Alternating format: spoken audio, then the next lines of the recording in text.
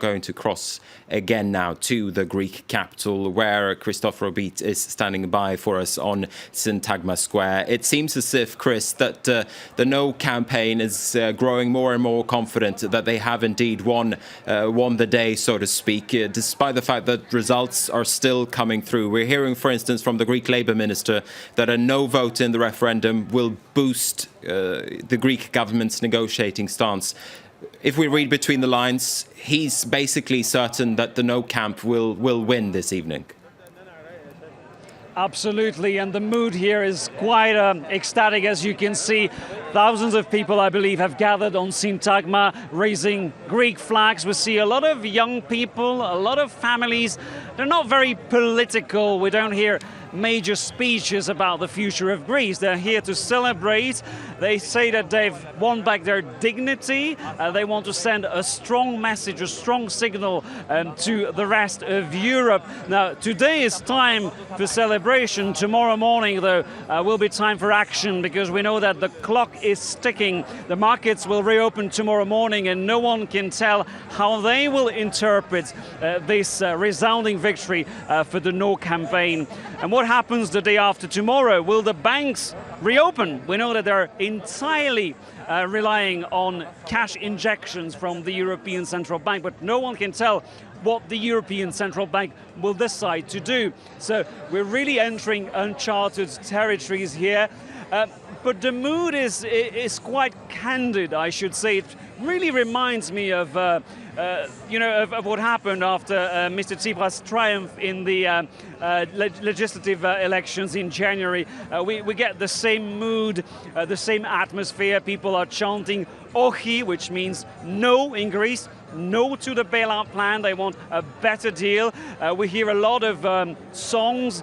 We even heard El Che Guevara, a well-known song to pay tribute to the Latin American leftist fighter. Does Mr. Tsipras regard himself as a new Che Guevara? I don't know, but I think that Angela Merkel and François Hollande really hope it's not the case, because they want a very appeased debate as of tomorrow. They want to know what he has in mind.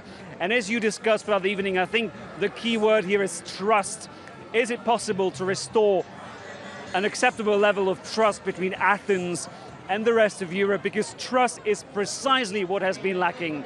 If Mr. Tsipras wants debt relief from his European counterparts, he must absolutely expose to his counterparts that he is indeed willing to reform Greece, and that's the unknown in the equation.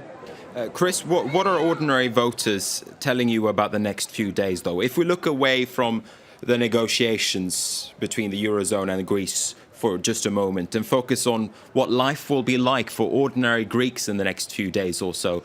Greek banks, they were shut all of last week, and they're expected to, or the government says that they will open up again on Tuesday.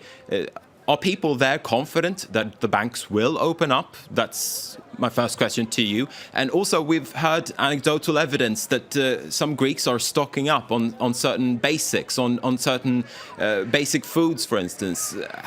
Have you seen any of that? And are Greeks worried about the next few days or so?